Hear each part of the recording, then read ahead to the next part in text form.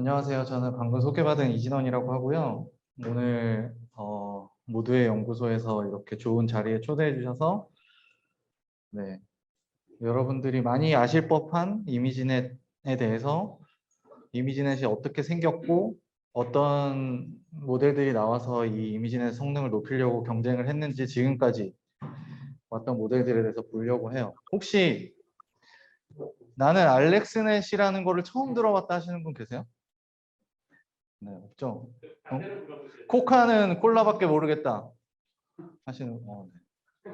나머지는 다 들어보셨나 보네요. 되게 최근에 나온 네트워크인데 아무튼 좀 네트워크들에 대해서 키 아이디어 위주로 한번 쭉 살펴보는 시간을 가지려고 합니다. 일단 제 소개를 간단하게 드리면은 좀 전에 소개해 주셨던 것처럼 PRCB라고 하는 유튜브에 가셔서 P가 페이퍼고 R이 리던지 리뷰인지 항상 헷갈리는데 네. 12는 처음에 12명이 모여서 시작을 해서 12고 2017년 4월에 시작을 했어요. 그래서 매주 일요일 밤에 2명씩 돌아가면서 발표를 하고 줌에서 미팅을 하고 그거를 녹화해서 유튜브에다 다 올리고 있어요. 논문에 대한 리뷰. 그래서 지금 시즌 4가 거의 끝나가고 있고요. 한 시즌이 100편인데 그 지금 394인가 5인가까지 간 상태고요. 네, 그래서 각자 자기 개인 채널 유튜브에다가 올리고 그거를 재생 목록으로 이렇게 만들어서 공유를 하고 있습니다. 제 채널 제가 2017년 4월부터 지금까지 계속하고 있는 유일한 멤버여서 제가 조회수가 제일 많아요 지금.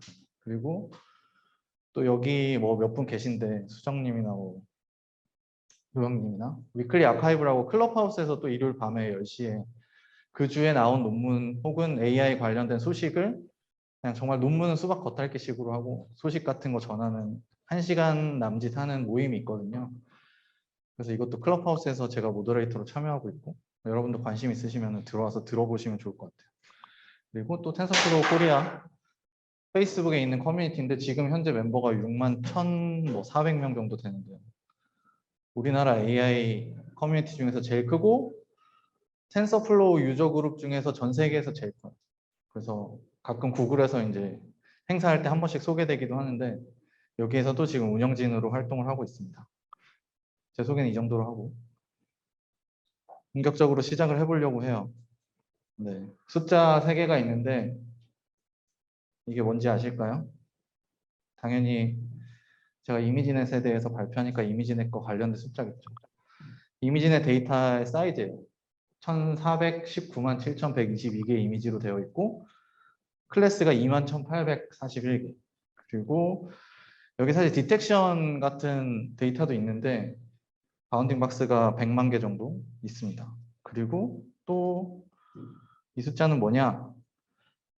이거는 잘 예상이 안 되실 텐데 이미지넷 데이터를 만드는데 참여한 사람 수와 그 사람들이 참여한 국가의 수예요. 굉장히 많은 167개국이면은 전 세계에 거의 안 참여한 나라가 없을 정도로 많은 나라에서 거의 5만 명에 가까운 사람들이 이미지넷 데이터를 만드는데 참여를 했습니다. 그래서 이미지넷의 히스토리를 좀 살펴보려고 해요. 사실 딥러닝 AI 공부하는 사람들 그냥 이미지넷이 데이터다, 뭐 벤치마크로 많이 쓰인다 이런 거 알지만 이미지넷이 처음에 어떻게 생겨나게 됐는지는 사실 잘 모르잖아요. 저도 잘 몰랐는데 이 발표를 하기 위해서 좀 조사를 해봤어요. 원래 이미지넷은 지금 같은 형태가 아니었고 원래 저 조지 밀러라고 하는 프린스턴 대학의 교수님이 워드넷이라고 하는 데이터셋을 만들었어요. 워드넷이 이제 자연어 단어들의 어떤 하이라키를 만들어 놓은 그런 데이터베이스고요. 여기에 한 8만 개 정도의 명사가 있어요. 그런데 이 단어들 중에는 뜻이 어려운 단어들이 굉장히 많아요. 모호한 단어도 많고. 그래서 사람들이 이걸 봐도 이게 뭐야? 이렇게 되는 거죠. 그래서 워드넷에 있는 각 단어들에다가 이미지를 하나씩 추가하자. 그럼 사람들이 보고 아, 이 단어가 이거구나 라고 알 수 있잖아요. 그래서 그 프로젝트를 하게 됐는데 그 프로젝트의 이름이 이미지넷이었어요. 워드넷에다가 이미지를 붙이는. 그런데 이 프로젝트는 굉장히 지루한 작업이고 보통 이런 것들은 대학원생이 끌려와서 하죠. 재미가 없고 그러니까 하다가 중간에 중단이 됐어요. 근데 이미지넷을 만든 페이페이리 교수가 이제 이미지를 가지고 워드넷 같은 데이터베이스를 만들어야겠다라고 생각을 했는데 그 이미지넷이라는 이름이 너무 마음에 드는 거예요. 그래서 이미지넷 프로젝트 했던 담당자한테 가서 이 이름 좀 쓰게 해달라라고 해가지고 허락을 받고 지금의 이미지넷이 탄생하게 됐습니다. 그래서 조금 더 자세히 살펴보면은 원래 파스칼 VOC라고 하는 데이터가 지금은 아주 많이 쓰이진 않지만 불과 몇 년 전만 해도 굉장히 많이 사용이 됐었는데 영국에서 파스칼 VOC라는 데이터가 만들어졌고 그때 한 10,000장의 이미지에 20개의 클래스로 된 데이터였어요. 근데 사람은 6살 정도 되면은 한 3만 개의 사물을 분류를 할 수 있는 그런 능력이 생긴다고 해요. 그런데 페이페일 교수가 생각해 보니까 저 6살 되는 어린이도 3만 개 사물을 구분하는데 컴퓨터는 겨우 20개밖에 구분 못하는 건 말이 안 된다라고 생각을 했던 거죠. 그래서 2007년에 이 작업을 시작했는데 2007년에 인터넷이 이미 충분히 발달돼 있었고 구글이나 플리커 같은 데서 이미지를 쉽게라고 썼지만 제가 사실은 어렵게라고 한 게 이게 이때 당시에 구글에서 이미지를 한꺼번에 많이 다운받으면은 아예 차단시켜 버렸다고요. 그래서 어딘가에서 발표하는 걸 들었는데 네, IP를 계속 바꿔가면서 꼼수를 써가지고 다운을 받았다고 합니다. 그래서 10억 장의 이미지를 다운받고 학부생들을 시켜서 아르바이트를 했다고 해요. 아르바이트 시켜서 시간당 10불씩 주고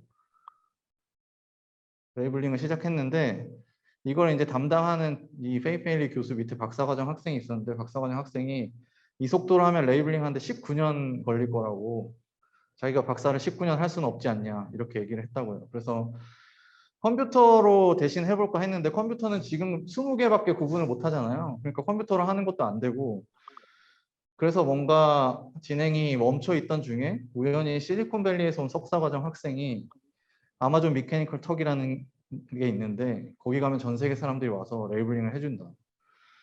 그래서 2년 반 동안 약 5만 명이 이제 전 세계 워커들의 도움으로 이미지넷이 탄생을 하게 됐습니다.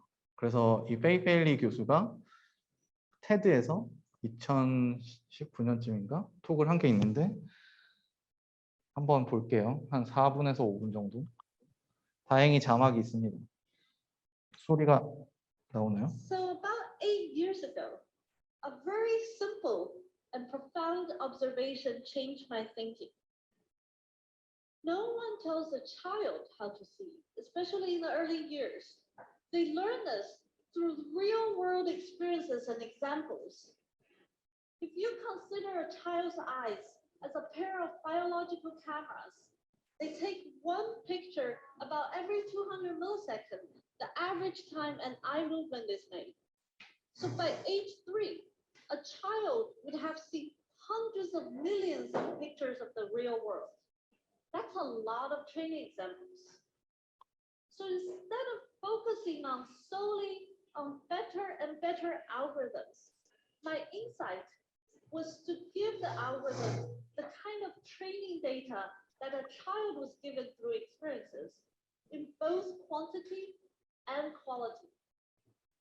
Once we know this, we knew we needed to collect a data set that has far more images than we have ever had before, perhaps thousands of times more. Together with Professor Kiley at Princeton University, we launched the ImageNet project in 2007. Luckily, we didn't have to mount a camera on our head and wait for many years. We went to the internet, the biggest treasure trove of pictures that humans have ever created. We downloaded nearly 1 billion images and used the crowdsourcing technology like Amazon Mechanical Turk platform to help us to label these images. At its peak, ImageNet was one of the biggest employers of the Amazon Mechanical Turk workers. Together, almost 50,000 workers from 167 countries around the world helped us to clean, sort, and label nearly 1 billion candidate images.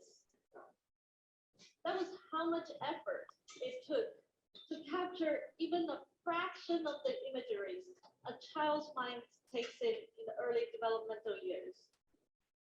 In hindsight, this idea of using big data to train computer algorithms may seem obvious now, but back in 2007, it was not so obvious. We were fairly alone on this journey for quite a while. Some very friendly colleagues advised me to do something more useful for my tenure, and we were constantly struggling for research funding.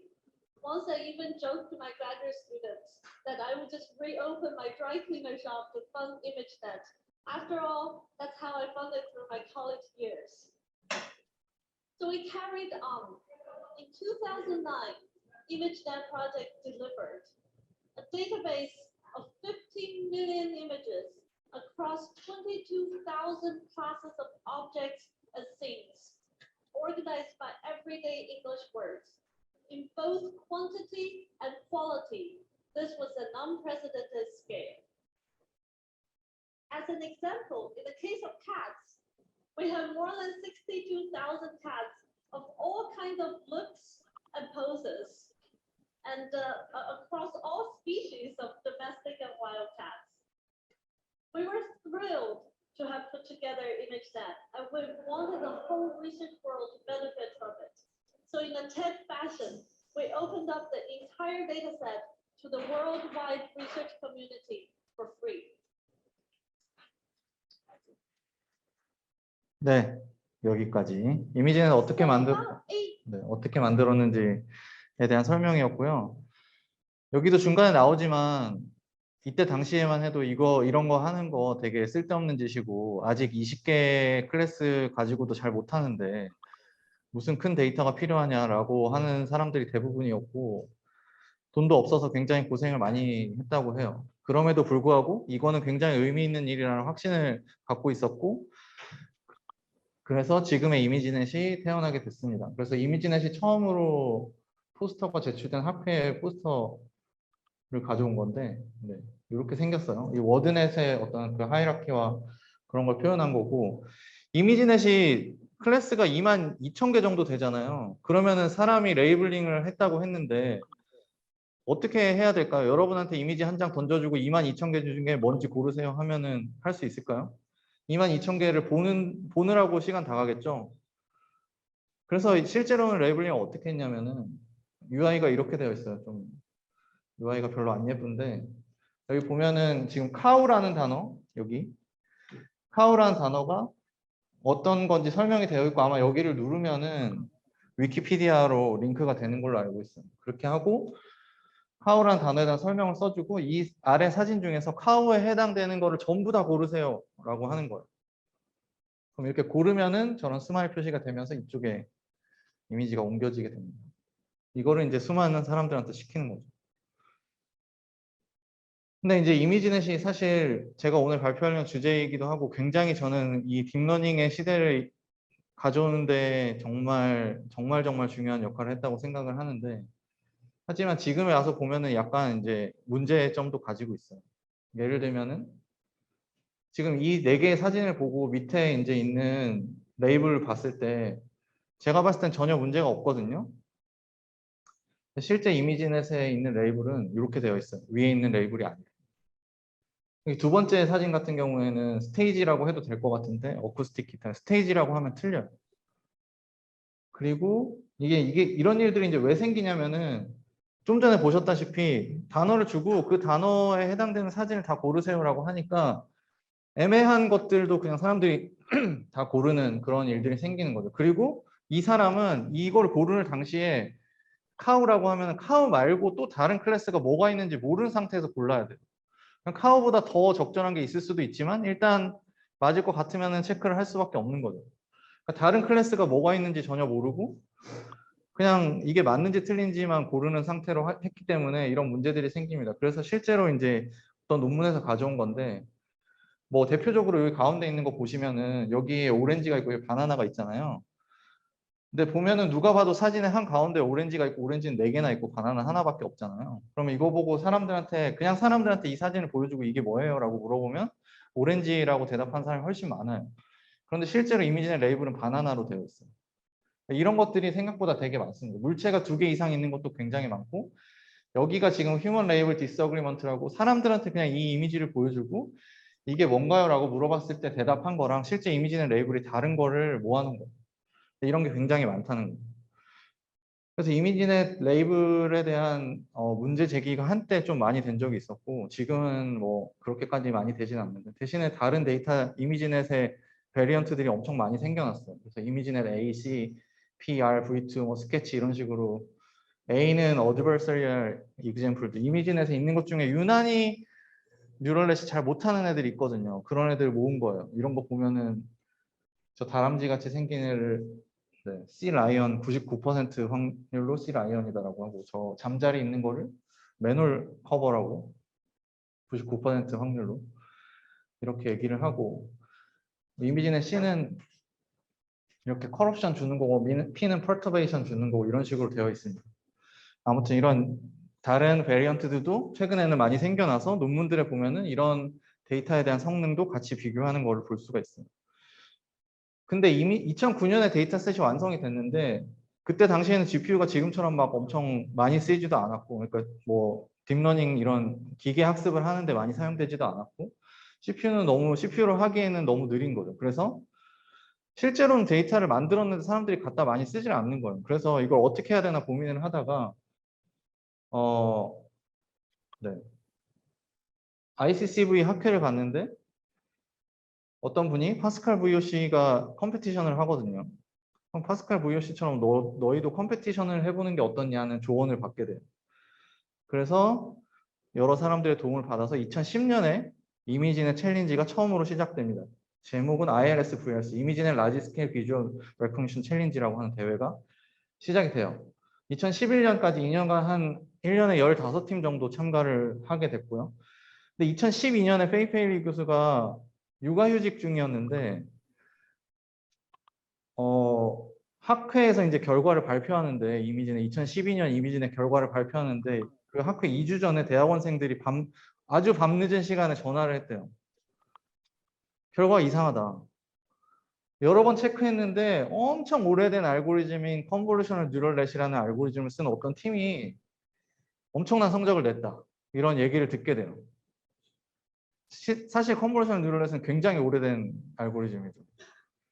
현대 CNN만 해도 1980년대 나왔고 그 전에 CNN 시초를 가면 더 옛날로 가는데 그래서 이 교수가 이거는 역사가 만들어지는 순간이다라는 걸 느끼고 육아휴직 중이라서 원래 학회에 갈 생각이 없었는데 뒤늦게 표를 구해서 학회에 가서 제프리 힌튼의 팀이 우승했다는 거를 발표를 하게 됩니다. 이게 바로 여기 슈퍼비전이라는 팀 알렉스넷이에요. 그래서 알렉스넷이 사실 이 딥러닝 혁명이라고 부를 수 있는 딥러닝 혁명의 시작이라고 해도 과언이 아닙니다. 지금 보시면은 이게 탑5 에러 1000개 중에 5개의 정답을 제출해서 그 안에 답이 있으면 맞고 없으면 틀리게 했을 때 에러 레이트인데 지금 15.3% 정도 되죠. 근데 2등이 26%예요. 에러율이. 어마어마한 차이였고 네. 이때부터 이제 딥러닝의 시대가 시작됐다고 해도 과언이 아닙니다. 그래서 ILS VRC는 2010년에 시작해서 2017년까지 8년간 열리게 되고요. 그동안 우수한 네트워크들의 성능이 어떻게 향상됐는지 2010년, 11년에는 딥러닝 알고리즘이 쓰이지 않았지만 2012년부터 딥러닝 알고리즘 2013년 대회를 보면은 딥러닝 아닌 알고리즘이 굉장히 소수 참여했었고 2014년부터는 딥러닝이 아닌 알고리즘은 아예 존재하지 않는 그런 대회가 됐고 2017년에 탑5 에러 레이트 기준으로 2.3%를 마지막으로 대회는 끝나게 됐고요. 뭐 사람은 저 논문에 따르면 5.1% 정도 에러 레이트가 나온다고 합니다. 그래서 이 알렉스넷부터 2017년에 우승한 SE넷까지 보고 그 이후에 나온 네트워크들에 대해서 지금부터 키 아이디어 위주로 쭉 살펴볼 거예요. 제가 사실은 논문 리스트를 만들어 보려고 했는데 너무 많아서 포기했어요. 그래서 최대한 키 아이디어 위주로 살펴보도록 하겠습니다. 알렉스넷은 너무 유명한 네트워크이죠. 알렉스 크리체브스키라고 하는 대학원생 제프리 힌튼 랩에서 나온 네트워크이고 네, 컨볼루션 이 네트워크 구조는 8개 레이어로 이루어져 있고 네. 이때 당시에 이제 보면은 2개의 GPU로 일주일 동안 트레이닝을 했다고 되어 있죠. 좀 재밌는 거는 이렇게 2개로 갈라져 있는 건데 이때 당시에 GTX 580이라는 GPU를 썼는데 메모리가 3GB밖에 없어가지고 이 알렉스넷이 하나가 다 안 들어가서 GPU에 그래서 두 개로 나눠서 돌리게 됐다라고 알려져 있죠. 그런데 재미있게도 지금은 GPU가 좋으니까 하나로 돌릴 수 있잖아요. 하나로 돌려보면은 두 개보다 성능이 안 나온다는. 네. 두 개가 성능이 더 좋아요. 두 개로 나눈 게. 그리고 실제로 이게 뒤에서 한번 얘기하겠지만 그룹 컨볼루션의 시초예요. 그러니까 컨볼루션은 원래 채널 방향으로 모든 채널에 대해서 연산을 다 하는데 채널을 반씩 쪼개서 그룹을 두 개로 나눠서 하는 거죠. 그래서 채널을 일부 쪼개가지고 그룹으로 나눠서 그 그룹 내에서만 연산하는 컨볼루션을 그룹 컨볼루션이라고 하고, 네. 그게 이 알렉스넷에서 의도한 건 아니지만 어쩔 수 없이 처음 등장을 했고요. 그 다음에 GF넷인데 GF넷은 2013년에 자일러 앤 퍼거스라고 하는 두 명이 만든 네트워크인데 이 네트워크는 사실 알렉스넷이랑 구조 자체는 완전히 동일해요. 그런데 이제 튜닝을 더 한 거죠. 뭐 처음에 첫 번째 컨볼루션이 여기 보면은 알렉스넷은 11 by 11인데 얘는 7 by 7로 바꾸고 뭐 스트라이드도 4였는데 2로 바꾸고 채널 수를 여기 뭐 38 중간에 192 두 개니까 384 384 256 돼 있는 거를 512 이렇게 바꾸고 그렇게 해서 튜닝을 잘해서 1등을 했고 대신에 이분들 논문을 보면은 비주얼라이제이션을 굉장히 많이 했어요. 그러니까 2012년에 알렉스넷이 나왔을 때 갑자기 말 그대로 혜성처럼 등장해서 엄청난 격차로 1등을 했기 때문에 2013년에 많은 사람들이 도대체 CNN이 왜 잘 되는지에 대해서 많이 궁금해했고 그래서 그 CNN 내부에서 무슨 일이 일어나는지 비주얼라이제이션 하려고 굉장히 많이 노력을 했어요. 그래서 이 논문을 보시면 비주얼라이제이션 관련된 것들에 대한 인사이트를 많이 얻을 수가 있습니다. 그리고 2014년 대회 때 이제 VGG넷이 나오는데 VGG는 비주얼 지오메트리 그룹이라고 하는 옥스포드 대학교에 속해 있는 그룹인데 이미지넷 그 챌린지가 클래시피케이션만 있는 게 아니라 로컬라이제이션도 있거든요. 그러니까 클래스를 그러니까 어떤 고양이다라고 했으면 그 고양이가 어디 있는지 박스를 치는 게 로컬라이제이션 문제인데 로컬라이제이션에서는 VGG가 1등을 했고 클래시피케이션에서는 2등을 했어요. 같은 데이터로 하거든요. 그래서 이미지넷 홈페이지 지금도 있는데 가서 그 순위표를 보시면은 한 번은 클래시피케이션으로 소팅이 돼 있고 한 번은 로컬라이제이션으로 소팅이 돼 있어요. 근데 VGG는 사실 지금 시점에는 막 엄청 많이 쓰인다고 하기 힘들지만 사실 제가 처음 딥러닝을 공부하던 시절에는 VGG가 거의 왕이었어요. VGG 뭐 웬만하면 VGG 쓰면 다 된다라고 할 정도로 굉장히 대중적으로 많이 쓰였던 네트워크이고 그리고 VGG의 유산이라고 할 수 있는 여기서 썼던 네트워크의 구조가 지금까지도 굉장히 많이 이어지고 있어요. 그래서 사실 이때는 보세요. 2013년, 12년 막 11 by 11 쓰고 5 by 5 쓰고 여기 7 by 7, 5 by 5, 3 by 3 이렇게 컨버전 필터를 막 다양하게 쓰니까 이때는 컨버전 필터를 도대체 몇 by 몇을 써야지 좋을까에 대한 궁금증이 굉장히 많았던 때였는데 이 뒤에 나올 구글렛도 보면은 그 고민이 그대로 들어있거든요. 근데 VGG는 그런 고민하지 말고 그냥 3 by 3 컨볼루션만 계속 쓰면 된다. 왜냐하면은 여기 그림에 있죠. 리셉티브 필드라는 개념이 여기서 나오는데 이것도 사람의 시신경에도 이런 리셉티브 필드 개념이 있다고 하는데 여기 지금 3 by 3 컨볼루션 두 개를 했을 때 이 한 점을 계산하기 위해서 이 바로 아래 레이어에는 요만한 영역이 필요하고 그럼 이 점을 위해서 지금 여기 빨간색 그 아래 레이어에는 이게 필요하니까 이 3 by 3을 위해서 이 아래 레이어에는 5 by 5 영역이 필요하거든요. 그러니까 이 한 점을 계산하기 위해서 이 한 점에 영향을 주는 애가 여기 두 개 레이어를 내려가면 5 by 5 영역이 된다는 거죠. 근데 5 by 5 컨버전 레이어 한 개를 한 거랑 3 by 3 컨버전 두 개를 한 거랑 결국에는 이 한 점을 계산하는데 영향을 주는 애들이 똑같으니까 그걸 리셉티브 필드라고 하고 리셉티브 필드가 동일하다는 거죠. 대신에 여기 계산이 간단히 나와 있지만 그냥 단순하게 계산해도 3 by 3이면 숫자가 9개잖아요. 여기도 9개. 그러면 두 개 더하면 18개고 여기는 25개니까 여기가 파라미터가 더 많아요. 5 by 5. 그럼 우리가 딥러닝은 모델이 크기 때문에 항상 오버피팅이나 이런 것들에 항상 노출이 되는데 그런 면에서 더 좋은 거죠. 그리고 컨볼루션을 두 번 쓰면은 중간에 렐루 같은 액티베이션 펑션을 또 한 번 더 쓸 수 있기 때문에 액티베이션 펑션을 한 번 더 쓰면은 그만큼 논리니얼리티가 생겨서 더 표현력이 좋아질 수 있거든요. 그래서 3 by 3을 두 번 쌓으면은 5 by 5가 되고 리셉티브 필드가 세 번 쌓으면 7 by 7, 네 번 쌓으면 9 by 9, 다섯 번 쌓으면 11 by 11이 되니까 몇 by 몇을 쓰려고 고민하지 말고 3 by 3을 계속 쌓아 올리면 된다.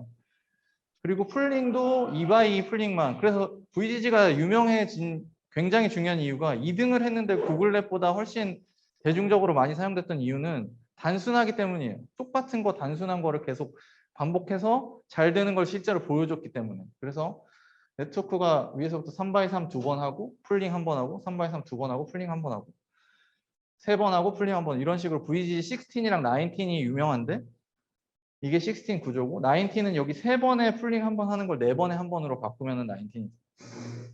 그리고 그래서 VGG가 이렇게 똑같은 애들을 계속 쌓아 올리는 구조. 레이어 하나하나마다 다 따로따로 디자인하는 게 아니고 어떤 뭉텅이를 정해가지고 그거를 디자인해서 그걸 계속 스택해서 쌓아 올리는 구조를 제안을 했고 그게 지금까지도 계속 사용이 되고 있고 또 하나는 여기 나와 있는 숫자가 채널이에요. 채널 수. 여기서 풀링을 하면은 가로 세로가 피처맵의 가로 세로가 절반으로 줄어드는데 가로 세로가 절반으로 줄어들 때마다 채널을 2배로 늘리거든요. 이게 지금까지도 그냥 사람들이 의심하지 않고 그냥 쓰고 있어요. 사실 논리는 있어요. 왜 2배를 꼭 2배를 해야 되냐? 뭐 2.5배 하면 안 되냐? 그런 논리는 없지만 윗레이어로 갈수록 이제 실제로 클래시피케이션 할 때 구분해야 되는 게 생기는 거죠. 예를 들어서 우리가 지금 이 안에 있는 사람들 얼굴 인식을 하는 CNN을 만든다고 해보면 RNA에는 우리는 모두가 다 눈, 코, 입을 가지고 있기 때문에 눈이나 코나 입을 찾는 그런 컨버전 필터가 있으면은 사람의 얼굴을 찾는 데는 어렵지 않을 거예요. 하지만 이제 마지막 클래시피케이션 하는 근처까지 오면 이제 우리 모두를 다 구분해내야 되잖아요. 그러니까 그만큼 피처가 많이 필요하겠죠. 그래서 채널 수가 많이 필요한 거예요. 그래서 갈수록 채널 수를 늘리는 거는 맞는데 이런 식으로 가로 세로를 절반 줄일 때마다 채널을 2배 늘리는 거를 여기서 사용을 한 거죠. 그런데 VGG는 사실 치명적인 단점이 있는데 너무 커요. 알렉스넷이랑 비교한 걸 보면은 네, 메모리 사용량이나 파라미터나 연산량이나 이런 거 봤을 때 메모리도 25배 많이 쓰고 파라미터도 2.3배 많고 연산량도 19.4배가 많아요. 그러니까 이게 저도 아직도 기억나는데 제 그때 GPU가 메모리가 2기가였나? 3기가였나 이랬는데 제가 PC에 집에 있는 PC 배치를 2인가밖에 못 돌렸어요. VGG 돌리려고 하면 그러니까 배치 4만 해도 안 돌아가는 이게 이제 그 CS231엔 스탠포드 대학교 강의 자료에서 가져온 건데 여기 보시면은 이 빨간색으로 된 토탈 메모리가 이 피처맵을 저장하는데 필요한 사이즈거든요. 100MB 정도 필요하고 파란색 파라미터인데 파라미터가 138밀리언이잖아요. 이러면은 저 웨이트도 저장해야 되거든요. 웨이트 저장하는데 여기 바이오스는 빼고 한 거예요. 바이오스도 실제로는 있는데 138밀리언에 곱하기 4바이트 하면은 거의 600메가고 그럼 두 개 합치면 거의 700메가잖아요. 근데 이거는 인퍼런스 그러니까 트레이닝하는 백프로퍼게이션까지 고려하지 않은 거라서 그것까지 고려하면 훨씬 더 많이 필요하게 됩니다.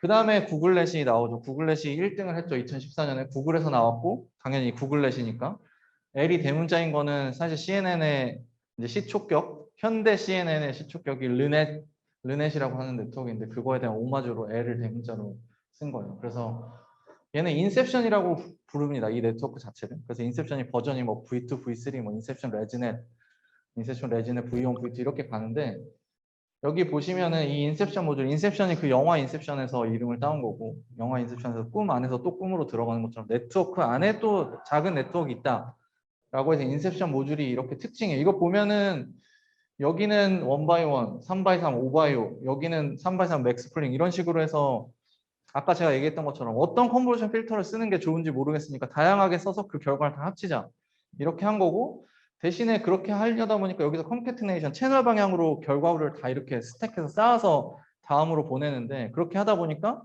채널이 너무 많아지는 문제가 있는 거죠. 참고로 채널이 2배가 되면은 연산량은 4배가 되거든요. 그래서 그걸 줄이기 위해서 여기 들어간 얘네들 이 세 개가 바틀넥 레이어라고 해서 원바이원 컨버전을 통해서 채널을 확 줄여주는 그런 역할을 하게 됩니다. 그래서 레이어를 이렇게 이 인셉션 모듈을 9번 반복해서 22개 레이어를 쌓아 올려요. 그리고 사실 구글넷의 굉장히 중요한 그 유산이라고 할까요? 그거는 글로벌 에버리지 풀링이에요. 사실 이 구글넷에서 처음 쓴 건 아닌데 구글넷이 제일 유명하다 보니까 네, 어쩔 수 없이 구글렛에서 설명을 할 수밖에 없는데 여기 글로벌 에버리지 풀링이 요 끝에 여기쯤에 있는 보라색쯤에 있는 건데 만약에 마지막 피처맵의 가로 세로가 뭐 7 x 7이었다. 그러면 7 x 7 에버리지 풀링을 하는 거죠. 그러면은 그 7 x 7의 49개 숫자가 한 개의 숫자로 바뀔 거고 그럼 남는 거는 채널의 개수만큼만 남겠죠. 그래서 그 채널의 개수에다가 채널 개수가 뭐 2048개였다. 그럼 2048개에 있는 숫자에다가 1000개로 가는 프리퀀시를 딱 하나만 달아가지고 클래시피케이션을 하게 해준 거죠. 그러니까 이제 파라미터 수가 굉장히 많이 5밀리언인데 아까 알렉스넷은 60밀리언이었거든요. VGG는 그거보다 훨씬 많으니까 VGG의 27분의 1 파라미터 수가 네, 그렇게 되게 됩니다. 그 다음에 2015년에 이제 현재도 많이 사용되고 있는 레지넷이 등장하게 되죠. 레지넷은 이때 이제 레이어를 어마어마하게 쌓아 올려서 152레이어짜리로 우승을 하게 돼요. 2015년에 열렸던 IS VRC의 3개 항목, 클래시피케이션, 로컬라이제이션, 디텍션 세 가지를 다 우승하고 마이크로소프트에서 하는 코코 데이터셋 가지고 하는 챌린지가 있는데 디텍션, 세그멘테이션 모두 다 우승을 했는데 우승만 한 게 아니라 2등이랑 격차도 굉장히 컸어요. 그래서 끝판왕이라고 불렸고 또 하나는 처음으로 이제 사람의 성능을 뛰어넘었다라고 알려져 있죠. 뭐 이거는 약간 반만 맞는 얘기지만 어쨌든 사람 보고 이거 똑같은 태스크를 시켰을 때 사람보다 잘한다라고 하는 거고. 레지넷은 이제 이거를 궁금해한 거죠. 레이어가 점점 늘어나잖아. 알렉스넷은 8레이어였는데 구글넷은 22개까지 갔어. 그러면 레이어를 계속 늘리면 계속 잘 될까? 누구나 궁금하겠죠. 의식의 흐름대로. 쌓아봤더니 일단 테스트 에러를 보면 56레이어짜리가 에러 레이시니까 높을수록 안 좋은 건데 56레이어짜리가 안 좋게 나오면은 이거 오버피팅 됐나? 라고 생각할 수 있는데 트레이닝 에러를 보면 트레이닝 에러도 56레이어짜리가 더 높다는 거죠. 그러면은 이건 오버피팅은 아니고 뭔가 이상한 거죠. 그러면 저 같으면은 안 되네. 계속 쌓으면 다 잘 되는 거 아니구나 하고 말았을 텐데 마이크로소프트 아시아의 이 카이밍 허는 왜 안 될까? 를 생각한 거죠. 그래서 그냥 단순히 생각하면은 깊은 모델, 그러니까 레이어가 많은 모델이 더 잘 돼야 된다고 생각했어요. 왜냐면은 여기 이제 이런 여기 18레이어짜리 뉴럴넷인데 이걸 학습시킨 다음에 여기 34개의 레이어를 갖는 뉴럴넷에다가 이 파란색 박스 부분을 제외하고 나머지를 웨이트를 카피를 한 다음에 파란색 박스 부분만 랜덤하게 이니셜라이제이션 시켜놓고 학습을 하면 파란색 박스 있는 애들은 아무것도 안 하고 그냥 받아서 넘겨주기만 하면 최소한 얘보다 못하진 않겠죠. 그러니까 당연히 오른쪽 게 더 잘해야 될 거라고 생각했는데 이렇게 해놓고 학습을 하면 오른쪽 게 더 못하는 결과가 나온다는 거예요. 그게 왜 그러냐? 여기서 가설을 세우는데 이게 옵티마이제이션 프로블럼이고 깊은 모델은 더 옵티마이즈하기 파라미터가 많기 때문에 더 고차원 공간에서 연산을 하기 때문에 옵티마이즈 하기 힘들다는 사실은 어떻게 보면은 어느 정도 예상할 수 있는 거예요. 왜냐하면은 우리가 결국에는 받은 걸 그대로 전달해 주는 건 우리 매트릭스 표현하면 아이덴티티 매트릭스가 돼야 되는데 그 아이덴티티를 하나잖아요. 딱 하나. 입력이 그대로 출력으로 나갈 수 있는 거. 그걸 정확하게 찾아낼 수 있냐? 학습을 통해서 딱 그 점으로 정확하게 갈 수 있냐? 그거는 굉장히 어려운 문제일 것 같죠. 그래서 그러면은 이게 아이덴티티만 있으면은 최소한 얘보다 못하지는 않겠네. 그러면 아이덴티티를 강제로 만들어주면은 되지 않을까라고 한 거죠. 그래서 아이덴티티를 강제로 만들어준 게 스키 커넥션. 이때 당시에 레지넷의 표현은 숏컷 커넥션인데 지금은 보통 스키 커넥션이라고 많이 부르죠. 그래서 여기서도 VG처럼 똑같은 걸 계속 스택해서 쌓아 올리는데 이렇게 2개 레이어마다 하나씩 이제 가로지르는 스키 커넥션을 만들어서 아이덴티티를 주고 나머지 레지듀얼 나머지만 여기서 학습하도록 만든 거예요. 그랬더니 성능이 확 올라갔고 네, 잘 된 거죠. 사실 실제로 이제 레이어가 50레이어 이상 되면은 레이어가 여기 바틀렉 레이어가 하나씩 앞뒤로 들어가고 3x3이 하나로 합쳐져서 레이어가 3개로 바뀌는데 어쨌든 이런 구조를 써가지고 1등을 했습니다. 당연히 맨 끝에 여기 있는 풀링은 글로벌 에버리지 풀링이고 네, 여기 아까 얘기했던 대로 바틀렉 레이어도 들어가고 이렇게 돼요. 그런데 조금 더 디테일하게 보면은 원래 오리지널 레전시 왼쪽처럼 생겼어요. 그러니까 배치놈하고 렐로 한 다음에 렐루를 이 안으로 가져오면은 어떤 문제가 있냐면은 이 아이덴티티에서 뭔가를 빼고 싶을 때 못 빼잖아요. 렐루 통과하면 다 양수만 남으니까. 렐루를 밖에다 놓으면은 사실은 얘가 예를 들어 아무것도 안 한다고 했을 때 얘가 아이덴티티가 가야 되는데 아이덴티티가 못 가죠. 왜냐면 여기서 온에도 음수가 있을 건데 렐루 통과하면은 음수는 사라지잖아요. 그래서 순서를 바꿉니다. 배치놈을 먼저 하고 렐루 컴보 이 순서로 바꿔서 지금은 요걸로 많이 쓰고 있어요.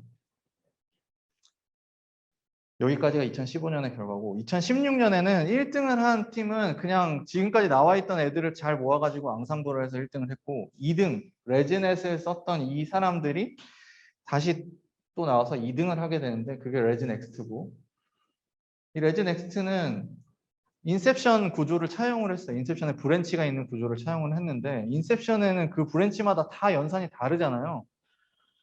그거 어떻게 사실은 저는 구글에서 만든 그 브랜치 있는 네트워크를 볼 때마다 이걸 만든 사람은 어떤 생각으로 이걸 만들었을까 하는 생각이 드는데 여기 막 이상한 연산들이 여기 왜 들어가 있는지 모르게 막 들어가 있거든요.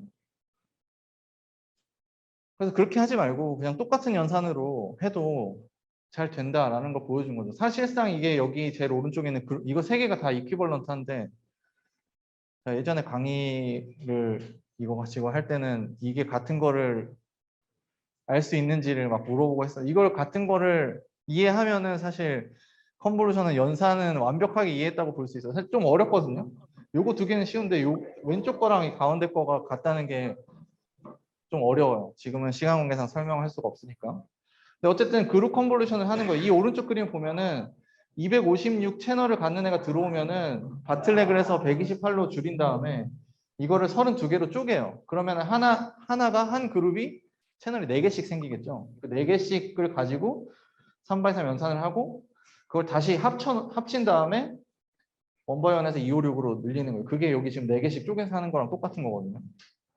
그래서 이게 이제 그룹 컨볼루션을 사용한 레지넷의 변형 버전. 이렇게 하면 뭐가 좋냐면 원래 레지넷에는 256이 들어오면은 바틀렉으로 64로 만들었거든요. 4분의 1로 줄였어요. 근데 이거는 2분의 1로 줄일 수 있죠. 그러니까 그만큼 더 표현력이 늘어나서 성능이 더 좋아요. 그 다음에 2017년 마지막 대회에서 1등을 했던 스퀴즈 앤 익사이테이션 네트워크라고 하는 게 있는데 얘는 네. 이 컨볼루션 이 그림에서 의미하는 이 색깔 입힌 게 저기서 들어오는 컨볼루션 피처가 여기가 채널인데 이 채널별로 다른 피처잖아. 예를 들면은 뭐 첫 번째 장은 눈에 대한 거고 두 번째 장 코에 대한 거고 이럴 수 있어요.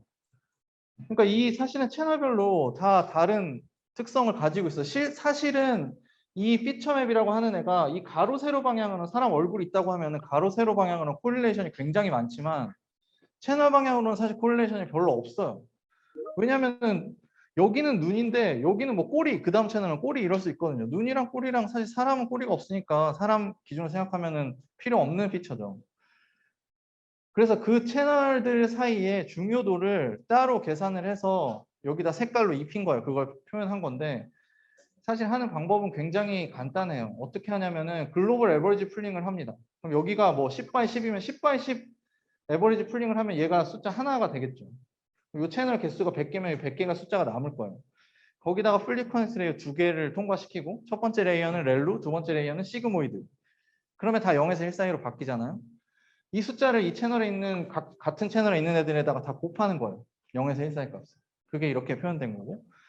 이게 사실 어텐션이에요. 어떤 채널을 더 중요하게 볼 건지.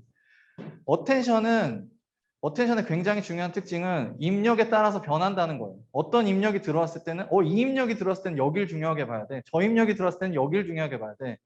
이걸 바꿀 수 있어야지 어텐션인데 얘는 그걸 바꿀 수 있죠. 왜냐면은 이걸 누가 만들었냐면 얘가. 얘는 입력에서부터 들어오잖아요. 입력이 바뀌면 얘가 바뀌어요. 그러면은 이것도 바뀔 거고. 이게 어떻게 보면은 그 LSTM의 게이트랑도 되게 비슷하죠. LSTM 게이트도 결국 시그모이드 해가지고 0에서 1사이값 곱하는 거잖아. 그것도 사실 일종의 어텐션이라고 볼 수 있는데 그게 다예요. 이거는 아이디어가 이게 단데 이 아이디어는 굉장히 좋은 아이디어인 게 왜냐하면 아무 네트워크에나 다 갖다 넣을 수가 있어요. 여기 있는 것처럼 위에는 지금 인셉션에다가 갖다 놓은 거고 밑에는 레지넷에다가 갖다 놓은 거예요.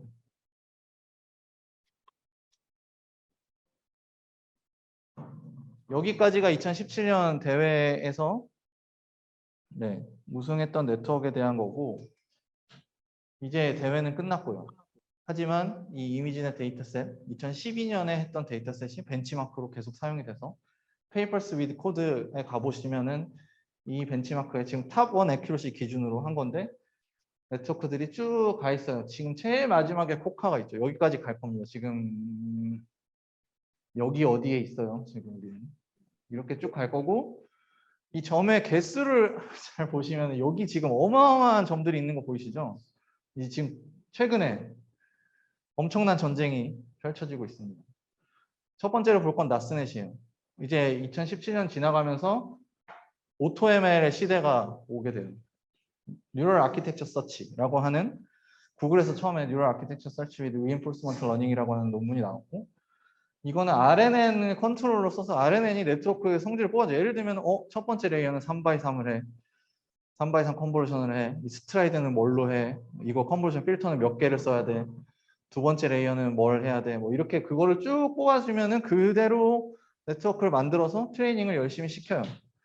그러면은 애큐러시가 나오겠죠. 그걸 강화학습의 리워드로 주는 거죠. 그걸 계속 반복하는 거예요.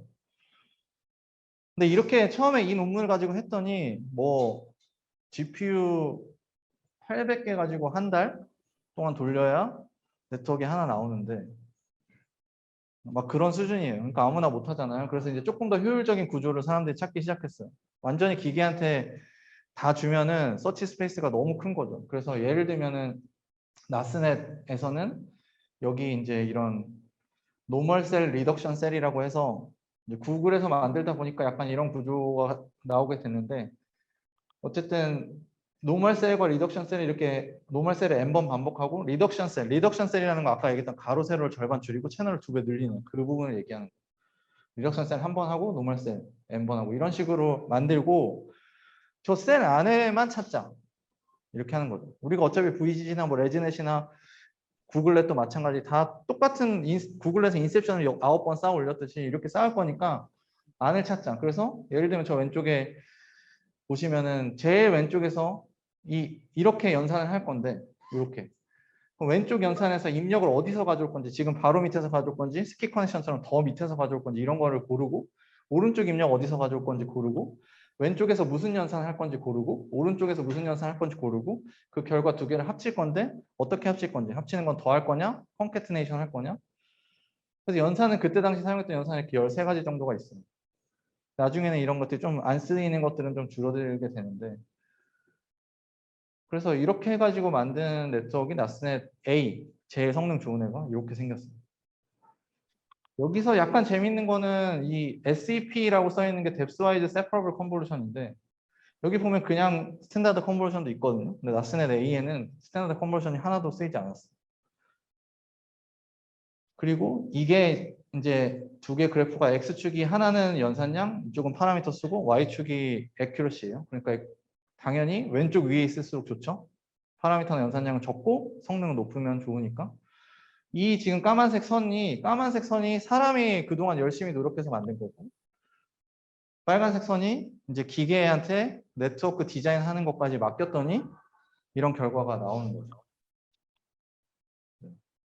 그래서 뭐 우스갯소리로 그런 얘기들 많이 했었어요. 그 뭐 AI 시대가 오면은 뭐 직업이 뭐 40%가 사라지는 이런 얘기할 때 사라지는 직업에 AI 전문가도 포함되어 있다. 뭐 이런 거. 기계가 다 하니까 이제 이런 거를 전문가들이 하던 건데 네트워크 구조 정하고 모델링하고 그 다음에 이제 여기 있는 아메바넷에 대해서 볼 건데 아메바넷도 오토ML이에요. 오토ML. 기계한테 학습시켜서 찾는데 이거는 강화학습 베이스가 아니고 진화 알고리즘 베이스예요. 그래서 오른쪽 이 그래프부터 보면은 강화학습 RL 베이스로 한 거에 비해서 에볼루션 알고리즘을 쓰면 조금 더 빨리 성능에 도달할 수 있고 궁극적으로 비슷해요. 강화학습이랑. 근데 이 아메바넷의 이 알고리즘을 보면은 간단하게만 설명하면은 일단 파퓰레이션을 정의역에서 population 인구가 P가 될 때까지 계속 랜덤하게 아키텍처를 만들어내요. 그래서 그거를 학습을 시킨 다음에 이제 액큐러시도 다 저장, 히스토리에다 다 저장을 하는 거죠. 그래서 population이 인구가 어느 정도 이제 도달을 하면은 그 다음에 어떻게 할 거냐면은 C 세대 동안에 계속 진화를 할 건데 어떻게 할 거냐면은 그 각 세대마다 샘플을 S개를 뽑아요. 랜덤하게 샘플을 뽑고 그 샘플들 중에서 아까 여기서 학습 다 했잖아요. 그 중에 제일 성능이 좋은 애 하나를 고른 다음에 걔로부터 뮤테이트, 돌연 변이를 만들어요. 그리고 그거를 또 학습시켜서 그걸 집어넣고 그 다음에 dead라는 거는 여기 Q잖아요. Q니까 제일 처음에 들어온 애 first in, first out이에요. 처음에 들어온 애가 없어져요. 사라져요. 그 걔는 그 처음에 들어온 애는 당연히 P가 S보다는 당연히 커야 될 거잖아요. 그러니까 쫓겨나는 이 dead라고 하는 맨 처음 샘플 된 애는 한 번도 안 뽑히고 쫓겨날 수도 있어요. 걔가 굉장히 좋은 모델이었을 수도 있어요. 하지만 그런 거 무시하고 그냥 하는 거예요. 그렇게 계속 반복하는 거죠. C 세대 동안. 돌연 변이는 어떻게 만드냐면은 이런 커넥션을 바꾸거나 여기서 연산을 이렇게 에버리지 3/3을 논으로 바꾸거나 이런 식으로 랜덤하게 하나씩 바꿔가지고 계속 하게 됩니다. 이렇게 하면은 이제 성능이 잘 나온다는 거예요. 그래서 아메바넷 A가 이렇게 생겼어요. 정상적인 사고를 가진 사람이면 이런 거 만들기 힘들 것 같아요. 저는. 이게 어떻게 이런 구조를 사람 보고 생각하라고 하면 사실 힘든데 기계니까 가능하죠. 오토ML이 굉장히 많이 인기를 끌고 있을 때 갑자기 뭐가 튀어나왔냐면은 제가 이 논문을 보고 사실 처음에 좀 충격을 받았었는데 Randomly Wired Neural Network이라고 하는 애가 나타나요. 얘는 뭐냐면은 그래프를 만드는 방법이 랜덤 그래프를 제너레이션 하는 방법이 여러 가지 있는데 그 중에 한 3가지 방법 정도로 골라서 랜덤하게 그래프를 만든 다음에 그 그래프를 뉴럴넷으로 만들어 버려요. 그러니까 그래프가 뉴럴넷에 딱 적합하지 않을 수도 있는데 이렇게 하는 거예요. 예를 들면 어떤 그래프는 노드랑 엣지로 되어 있는데 어떤 노드는 그러니까 이게 방향이 있는 엣지예요. 그래서 어떤 노드는 나가는 애만 있고 들어오는 애가 없는 애가 있고 들어오는 애만 있는 애가 있겠죠. 그러면은 들어오는 애만 있는 애가 아웃풋이고 나가는 애만 있는 애가 인풋이에요. 그게 여러 개 있으면 걔네들이 다 멀티 인풋이 되는 거예요. 그런 식으로 해가지고 이렇게 스테이지를 4개로 나눈 거는 이제 사람이 인위적으로 나눠준 거고 이 4개 스테이지 안에는 랜덤 그래프로 그린 거예요. 랜덤하게 만들어서 학습을 열심히 했더니 아메바넷이 82.7%인데 얘가 81.6%예요. 거의 가까이 와요. 거의 비슷하게. 이기지는 못했는데 거의 비슷하게 와요. 그러니까 약간 혼란스럽죠. 지금까지 뭘 한 거지? 이런 생각이 들죠. 알렉스넷 이런 것도 다 무슨 짓을 한 건가. 알렉스넷 같은 거보다 훨씬 성능이 좋으니까. 근데 이 사람들이 이건 페이스북에서 지금 메타죠. 메타에서 나온 논문인데 이 사람들이 주장했던 거는 이거예요. 그러니까 메시지는 제가 이해하는 메시지는 이거예요. 딥러닝 시대가 오면서 이전 머신러닝 시대에 비해서 뭐가 달라졌냐면 예전에는 사람 얼굴 인식한다고 하면 눈 찾아주고 사람이 코 찾아주고 입 찾아주고 그거 다 넣어주고 어떤 피처가 좋은지 사람이 도메인 난리지와 경험을 통해서 잘 해가지고 피처 엔지니어링을 잘해서 머신러닝 알고리즘에 잘 떠먹여 주면은 걔가 좋은 결과를 냈는데 딥러닝은 엔드투엔드 철학을 가지고 있어서 그냥 피처 뽑는 것도 네가 다 알아서 해. 내가 대신 데이터 되게 많이 줄 테니까 이런 컨셉인 거죠. 그래서 모델을 어떻게 잘 만들까를 고민한 거죠. 모델을 어떻게 잘 만들면은 이 피처를 잘 뽑을 수 있을 것인가. 근데 이제 오토ML 시대가 오면서 모델을 자동으로 만들어주는 거죠. 피처를 자동으로 뽑아줬던 것처럼 이제 모델을 자동으로 만들어주니까 그럼 사람은 뭘 해야 되냐? 이 모델을 만들어주는 이 제너레이터라고 할 수 있는 모델 제너레이터를 어떻게 디자인할지를 생각해야 된다. 이제. 그래서 그 중에 하나가 랜덤하게 만드는 것도 그 제너레이터의 하나가 될 수 있다는 걸 보여준 거예요. 그 얘기를 하고 싶었던 거예요. 그리고 지금도 오토ML은 굉장히 많이 쓰이고 있는데 약간의 변화가 와요. 어떻게 변화가 오냐면 오토ML로 찾은 뉴럴 네트워크를 사람이 거기다가 수정하기 시작해요. 그럼 성능이 더 올라가거든요. 이피션트넷이 그 대표적인 예고요. 이피션트넷이 뭐 지금 요새는 VIT가 나와서 좀 다를 수도 있는데 어쨌든 뭐 캐글이나 이런 거 하면은 베이스라인으로 그냥 항상 제일 많이 쓰는 게 이피션트 넷이 됐죠. 레지넷 이후에 어떻게 보면 가장 대중적인 네트워크라고 할 수 있는데 이피션트 넷은 이 네트워크를 키울 때 어떻게 키워야 될지를 고민을 한 거예요. 그래서 키우는 방법이 width 스케일링, depth 스케일링, 레졸루션 스케일링 이렇게 세 가지가 있는데 width는 채널을 늘리는 거예요. 여기서 지금 가로가 채널이고 세로가 width 하이트를 곱한 그냥 그걸 벡터로 폈다고 생각하시면 돼요. 세로가 길어지면 width 하이트가 커지는 거예요. 이미지의 가로 세로. 그 대표적으로 여기 레졸루션 스케일링, 이미지의 레졸루션, 해상도를 높이면은 세로가 길어지죠. 그 뎁스 스케일링은 말 그대로 레이어를 더 쌓는 거죠. 이건 지금 하나씩 더 집어넣었잖아요. 이렇게 세 가지 방법이 있는데 이 논문에서 실험을 해보면은 세 중에 하나만 쓰면은 성능이 올라가긴 하지만 한계가 있고 세 개를 적절히 조합해서 위스도 적당히 키우고 뎁스도 적당히 늘리면서 레졸루션도 적당히 키우면은 그게 성능이 제일 좋아요. 그게 이피션트하게 스케일업 할 수 있는 방법이라는 거예요. 그걸 컴파운드 스케일링이라고 정의하고 그래서 뎁스는 알파, 위스는 베타, 레졸루션은 감마인데 알파 곱하기 베타 제곱 곱하기 감마 제곱이 2가 되도록 하는 알파, 베타, 감마를 먼저 찾아요. 그 알파, 베타, 감마가 얼마일 때 이 조건을 만족하면서 2를 만족하면서 알파, 베타, 감마가 얼마일 때 성능이 제일 좋은지 그 좋은 네트워크를 하나 찾아요. 그 다음에 이제 이거에 파이승으로 키우는 거예요. 계속 키울 때 나 모델을 8배 키우고 싶어. 그럼 파이에다 3을 넣어서 키우는 거예요.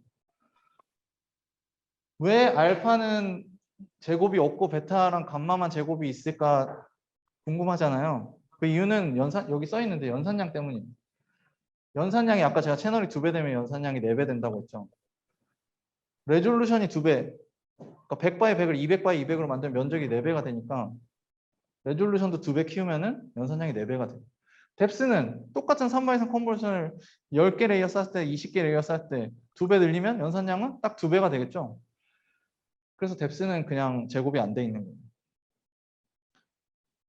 이렇게 해서 아까 뭐 나스넷이나 아메바넷이 만들었던 그 커브를 더 위에다가 그리게 돼요. 그 다음에 BIT라고 하는 빅 트랜스퍼라고 하는 게 또 구글에서 나와요. 이때는 뭐가 나왔냐면 버트가 나온 다음이었어요. 그래서 버트가 뭘 했냐? 엄청 많은 데이터로 프리트레이닝을 한 다음에 아주 작은 데이터로 파인 튜닝 하니까 자연어 처리에서 성능이 엄청 잘 나오는 거죠.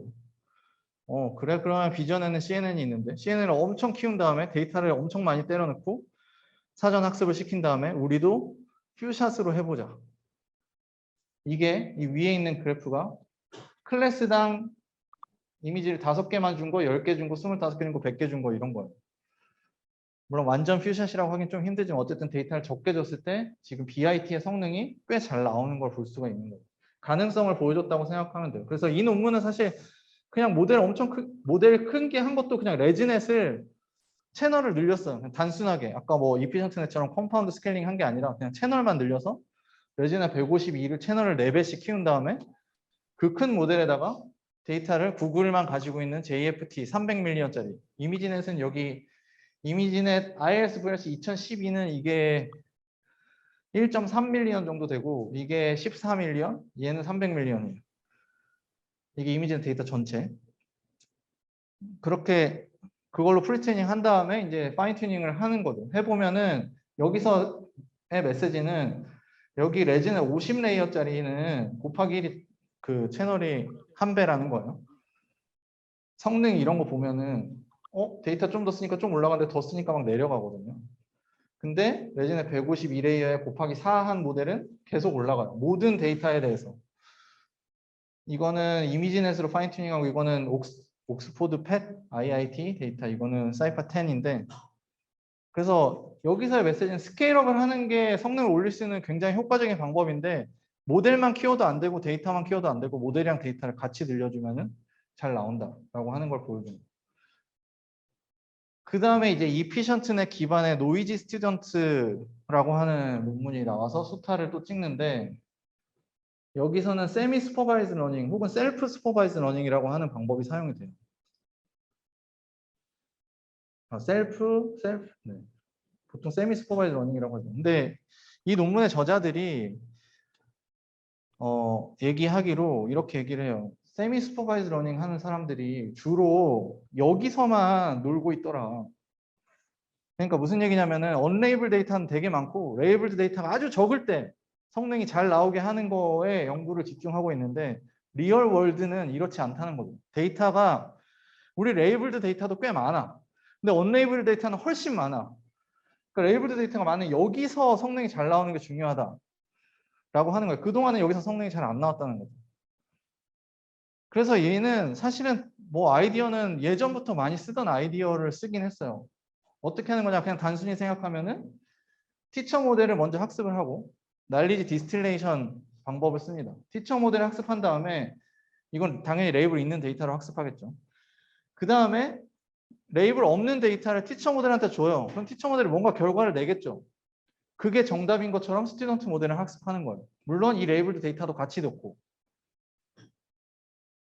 전혀 새로울 게 없는데 이렇게 하면은 사실은 뭐가 그동안 문제였냐면 티처가 잘 못하는 것도 그대로 배우는 거죠. 그러니까 오히려 더 성능이 떨어질 수도 있어요. 그걸 막기 위해서 뭘 했냐면은 노이즈를 추가한 거예요. 굉장히 심플한 아이디어죠.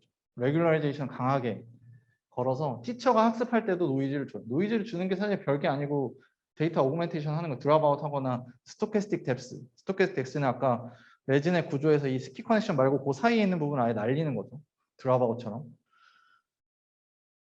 그래서 티처 모델을 학습할 때 노이즈를 줘서 학습을 한 다음에 그 다음에 이 X 틸다라고 하는 게 레이블이 없는 데이터예요. 레이블이 없는 데이터를 티처한테 주면은 수도 레이블, 가짜 레이블을 생성해 주겠죠.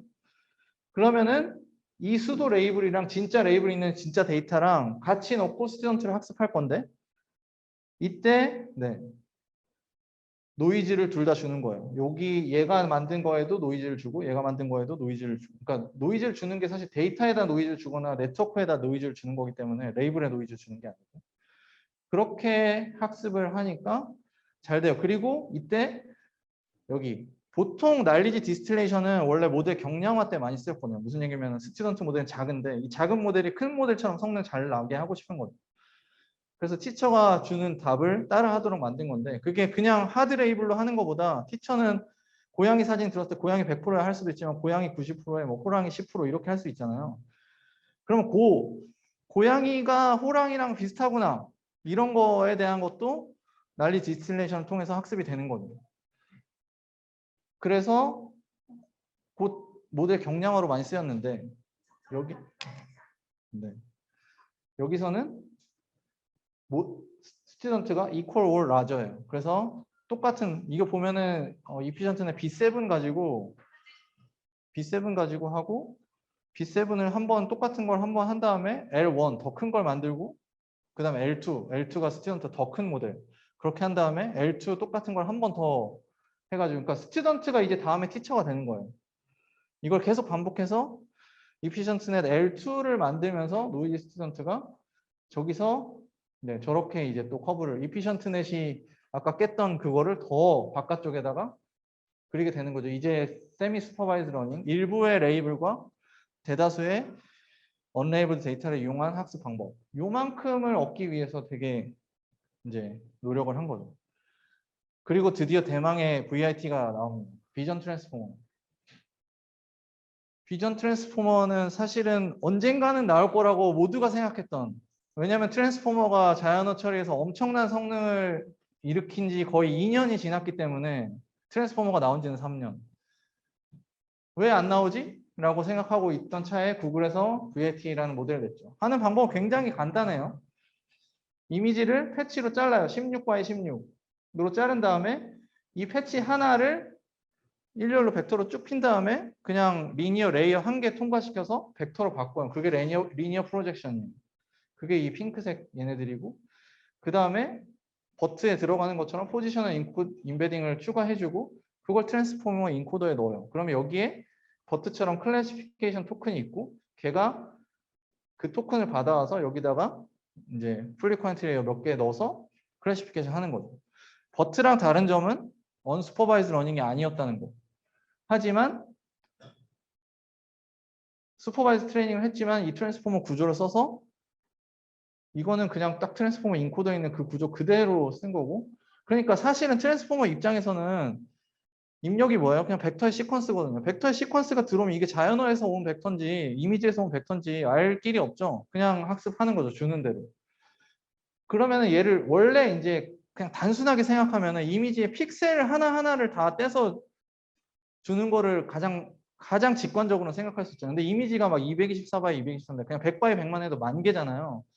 그럼 여기에 시퀀스가 1000개가 되면은 어텐션은 셀프 어텐션 하려면은 1000바이 1000 연산을 해야 되는 거죠. 컴플렉시티가 5의 n 스퀘어가 되기 때문에 얘가 모든 애들이랑 어텐션하고 또 얘도 자기 포함해서 모든 애들이랑 어텐션하고 이렇게 하니까 여기가 n개면 n 바이 n만큼의 네, 연산 컴플렉시티를 가지니까 이 시퀀스 랭스가 트랜스포머의 가장 큰 단점이죠. 시퀀스 랭스를 많이 못 키운다는 거. 이미지도 어떻게 할까 하다가 이미지는 사실은 이게 예전 그뭐 show, attend, and tell 이런 논문 보면은 이미지 캡셔닝 할 때 이렇게 잘라서 하거든요. 그러니까 이전부터 있었던 방법이지만 잘 활용을 해가지고 좋은 성능을 냈죠. 그래서 VIT는 보면은 네, 이 BIT가 아까 빅 트랜스퍼라고 하는 CNN 모델이고 그게 여기서 여기 사이면은 JFT 300밀리언으로 하면은 VIT가 성능이 더 높은 걸 볼 수가 있어요. 하지만 이미지의 데이터로만 하면은 성능이 굉장히 낮아요. 이 아래쪽에 분포를 하죠. 그래서 이 논문이 나왔을 때 비전 트랜스포머가 성능이 잘 나오는데 데이터를 엄청 많이 넣어야지 되고 조금 적게 넣으면은 이미지넷 만큼만 넣으면 성능이 잘 안 나오네. 이게 한계였죠. 어쨌든 VIT가 나온 다음에 이 비전 트랜스포머를 변형하거나 이걸 활용한 네트워크들이 어마어마하게 쏟아졌고 MLP 믹서가 또 나와요. 잠깐만. 이게 어텐션은 좀 복잡한데 어텐션 말고 멀티레이어 퍼셉트론만 써서도 할 수 있을 것 같은데 라고 하는 거죠. 사실 잘 보면은 자, 다시 돌아와서 얘네들이 지금 패치가 다르잖아요. 그럼 얘랑 어텐션, 요 핑크 얘랑 어텐션을 한다는 거는 얘랑 어텐션을 하는 거잖아요. 그 얘기는 무슨 얘기냐면은 지금 실제로 위치가 스페이셜하게 공간상의 위치가 다른 애들끼리 연산을 하고 있어요. 어텐션. 그리고 나서 이 트랜스포머 안에 보면은 멀티헤드 어텐션이 있지만 그 다음에 MLP가 있거든요. 여기에 있는 이 MLP, 이 풀리 쿼니티레이 얘는 뭘 하냐면은 이거 하나를 지금 여기가 지금 벡터잖아요. 여기가 길이 100짜리 벡터는 그 100개를 놓고 풀리 쿼니티레이를 만드는 거예요. 그럼 무슨 얘기냐면은 얘네들끼리 연산하는 거예요. 얘랑 옆에 있는 애들이 연산하는 게 아니라 이 패치 안에서 사실은 이 벡터가 자연어에서 벡터의 길이가 이걸 표현하는 임베딩한 벡터의 길이가 컨볼루션 CNN에서는 채널이랑 똑같아요. 피처맵의 채널. 그게 많아질수록 표현력이 좋아지거든요. 그래서 무슨 얘기를 하고 싶냐면 처음에는 이 다른 공간상으로 다른 애들이랑 연산을 하고 그 다음에는 채널 방향의 연산을 하는 거예요. 실제로. 그게 잘 생각해 보면 그래서 MLP가 그거를 그대로 가져옵니다. 이게 똑같아요. 패치를 뜯어서 넣는데 지금 이 색깔이 같은 게 같은 패치, 얘랑 색깔이 다르면 공간적으로 떨어져 있는 애들이에요. 얘를 딱 이렇게 트랜스포즈를 한 다음에 이대로 MLP에다 집어넣어요. 얘네들끼리 MLP를 해요. 풀리 컨트리에다 넣어요. 그러면 얘랑 빨간색, 파란색 얘네들끼리 연산을 하니까 그럼 공간상으로 다른 애들끼리 연산을 하는 거죠. 그 결과를 다시 돌려놓고 이 방향으로 이제 연산해요. 이제 그러면 이거는 채널 방향 연산하는 거죠. 사실상 연산을 하는 그 컨셉 자체가 똑같은 거죠. 근데 잘 생각해 보면은 이게 그 모바일 랩 같은 데서 있었던 뎁스와이즈 세퍼러블 컨볼루션도 딱 그 개념이거든요. 공간상으로 다른 애들 뎁스와이즈 컨볼루션 한 다음에 원바이원 컨볼루션 하는 게 채널 방향 연산하는 거거든요. 사실 다 일맥상통해요. 그리고 컨보 믹성과 하는 것도 있어요. 그래서 여기를 뎁스와이즈 컨볼루션을 바꾼 거죠. 딱 그대로. 그리고 사실은 VIT가 나왔을 때 또 하나만 더 얘기하면은 이거 있잖아요. 이거. 얘를 벡터로 펴가지고 플리퀀트에 하나 붙여서 넘기는 건데 이게 뭐냐면 얘가 16바이 16이면은 16바이 16 컨볼루션을 스트라이드 16으로 하면 똑같이 돼요. 그래서 VIT가 실제로는 우리는 컨볼루션 하나도 안 쓰고 어텐션만 써가지고 했는데 라고 했지만 사실 이거 컨볼루션이잖아. MLP 원바이원 컨볼루션이잖아. 여기도 사실은 뎁스와이즈 컨볼루션 약간 특수한 형태. 왜 특수하냐면 뎁스와이즈 컨볼루션은 이렇게 공간상으로 다른 하면 얘랑 얘는 채널이 다르잖아요. 1번 채널, 2번 채널이면은 얘랑 필터가 달라요. 원래 컨볼루션 필터는. 근데 얘는 MLP를 쉐어하기 때문에 컨볼루션 필터 한 개로 채널 하나씩만 연산을 하는데 뎁스와이즈 컨볼루션 하는데 컨볼루션 필터 한 개만 쓰는 딱 그 케이스거든요. 그래서 사실은 결국에는 뭐 어텐션이라고 하지만 컨볼루션이랑 연산이 많이 다르지는 않아서 물론 이제 차이는 있습니다. 여기서 이제 그 얘기를 할 건데 1D로 생각했을 때 컨볼루션은 이렇게 3x3이라고 할 때 그냥 1D니까 3이라고 하면은 이 세 개를 보죠. 이 점을 만드는데 그 주변에 있는 것들을 봐요. 그래서 로컬하게 봅니다. 여기를 다 안 봐요. 100개가 있으면 여기 딱 3개만 봐요. 그리고 웨이트가 항상 고정돼 있죠. 인풋이 뭐가 들어와도 웨이트는 똑같아요. 뭐 당연하지만. 그리고 플리퀀트 댄스 레이어, MLP에 쓰이는 애는 전부 다 연결을 해요. 하지만 입력이 바뀐다고 이 웨이트 값이 바뀌진 않아요. 하지만 어텐션은 이게 쿼리랑 키랑 내적한 거고 이게 소프트맥스라고 하면 쿼리랑 키랑 내적해서 소프트맥스 한 값이 웨이트, 여기 밸류라고 하면 얘가 밸류에다가 웨이티드 썸을 하죠. 얘가 웨이트의 역할을 하는 거예요. 밸류가 입력 데이터 역할을 하고. 그러면 얘는 쿼리랑 키는 인풋 데이터로부터 왔거든요. 그러니까 인풋이 바뀌면 얘가 바뀌어요. 얘는 풀리 연결돼 있고 인풋에 따라서 변한다. 어텐션이 아까 입력이 바뀌면은 결과가 바뀌는 게 어텐션, 웨이트가 바뀌는 게 어텐션이라고 했잖아요. 그런 특징을 갖는 거죠. 그러니까 아까 앞에서 이런 MLP 구조나 뭐 컨볼루션 쓰는 거 대비 다른 점은 그런 부분이에요. 그래서 이제 CNN이랑 VIT 전쟁이 시작되고 지금도 계속 전쟁을 하고 있는 중인데 뭐 이런 논문이 있어요. 이것도 구글에서 나온 건데 비전 트랜스포머가 CNN처럼 보냐. 다르다는 거죠. 뭐가 다른지를 봤더니 비전 트랜스포머는 이건 레이어끼리 시뮬러리티를 계산한 거예요. 여기가 CNN이에요. CNN에 비해서 비전 트랜스포머는 전체적으로 밝죠. 그 얘기는 무슨 얘기냐면은 레이어들이 비교적 다 비슷비슷하다는 뜻이에요. 하지만 CNN은 뭔가 여기가 굉장히 어두워요. 로우 레이어, 낮은 쪽에 있는 레이어랑 높은 쪽에 있는 레이어랑 굉장히 많이 다르다는 거예요. 그리고 이게 사실은 VIT 원래 오리지널 논문에도 이런 결과가 있는데 이게 뭐냐면은 에버리지 디스턴스를 계산한 거거든요. 민 디스턴스. 그게 뭐냐면 어텐션을 하면은 아까 얘가 어텐션, 셀프 어텐션 했을 때 어텐션이 제일 많이 걸리는 애가 있을 거잖아요. 그러니까 그거를 가중치랑 여기가 막 90%다 그러면 여기 거리가 1이라고 하면은 그 1에다가 0.9라고 여기는 10%다면 여기 2에다가 0.1해서 그렇게 에버리지 계산하면은 내가 어텐션을 평균적으로 어느 정도 거리에 있는 애랑 어텐션이 제일 많이 걸리는지를 알 수 있겠죠. 그거를 한 게 이 인코더 블락 01은 아래쪽 레이어예요. 아래쪽. 인풋이 들어오는데 바로 가까이 있는 애들. 걔네들은 어텐션 멀티 헤드니까 헤드가 여러 개 있는데 디스턴스가 짧은 애부터 긴 애까지 다 분포를 해요. 그러니까 컨볼루션을 보면 필터가 작은 거부터 필터 엄청 큰 것까지 같이 있는 거예요. 하지만 윗레이어로 가면 거의 다 디스턴스가 되게 멀어져요. 그러니까 멀리 본다는 거죠. 그런데 이게 또 재밌는 게 이게 JFT로 하면은 이렇게 되는데 이미지넷만 가지고 하면은 이게 이렇게 안 내려오고 요 위에서 놀아요. 그게 무슨 얘기냐면은 요 로컬한 애를 잘 못 잡는다는 거예요. 데이터가 적으면. 데이터를 많이 주면은 로컬한 것까지 보는데 디스턴스가 짧은 애, 가까이 있는 애들끼리 막 뭔가 어텐션을 많이 하는데 데이터가 적으면은 가까이 있는 애들끼리 어텐션 잘 못해서 성능이 그래서 안 나온다. 이렇게 하는 거죠. 그래서 전쟁이 이거 막 Making VG Style Component Great Again 논문 제목도 2020년대를 위한 컴포넌트 Revenge of VIT 뭐 이런 식으로 배틀 오브 네트워크 스트럭처 해서 뭐 CNN 트랜스포머 MLP 이렇게 엄청 전쟁이 일어나고 있어요. 사실은 미리 좀 얘기하면은 이 지금 현재 리더보드에 상위권에 있는 애들은 거의 다 트랜스포머예요. 근데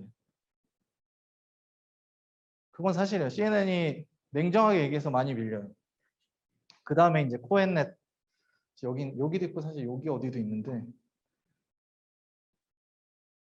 컨볼루션 플러스 어텐션. 싸우지 말고 같이 친하게 지내자 이거. 사실 컨볼루션이랑 어텐션을 하이브리드한 모델이 엄청 많아요.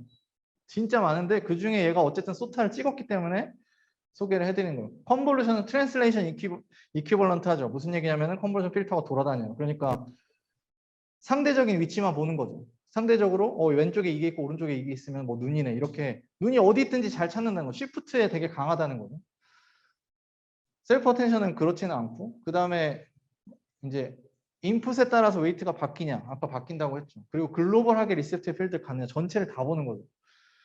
이거 두 개를 잘 조합하면 굉장히 좋을 것 같은데 라고 해서 이 퀄이랑 키랑 내적하는 애에다가 여기다가 컨볼루션 필터의 값을 더해 주는 거예요. 상대적으로 왼쪽 오른쪽 이걸 상대적인 위치를 요거를 쓰는데 이렇게 해서 상대적인 렐러티브 어텐션을 구현을 합니다.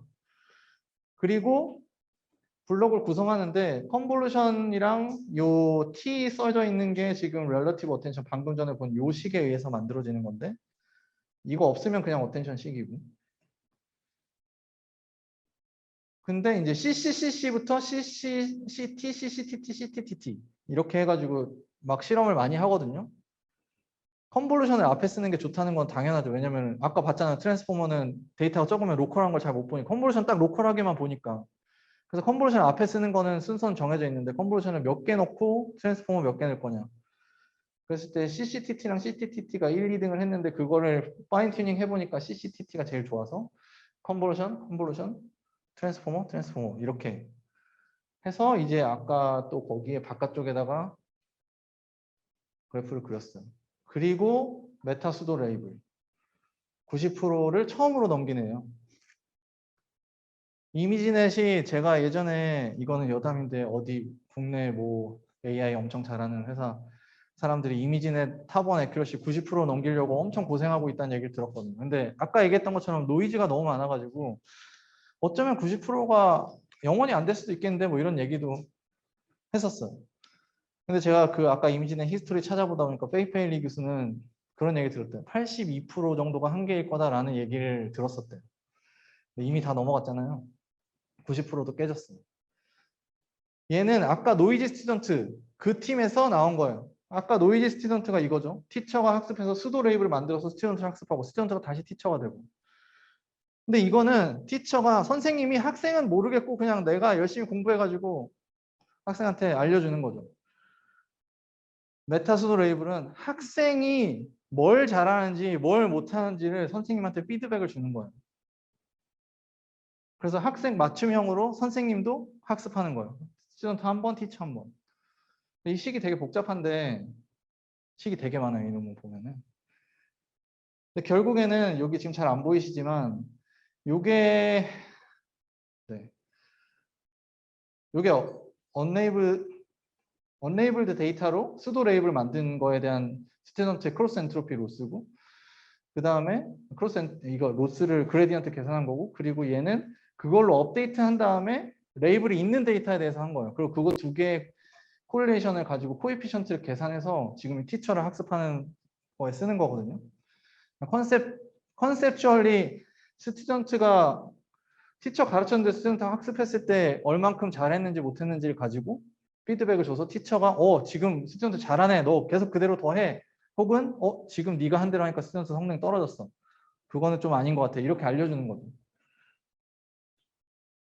그래서 얘가 90%를 이거는 이미지넷에서 90 지금 탑5는 91%뭐 이렇게 됐고 그 다음에 이제 모델 숲이라고 하는 애가 또 나왔어요. 모델 숲은 사실 되게 단순한데 이거예요. 같은 이니셜라이제이션으로 그러니까 웨이트를 이니셜라이즈 한번 하잖아요.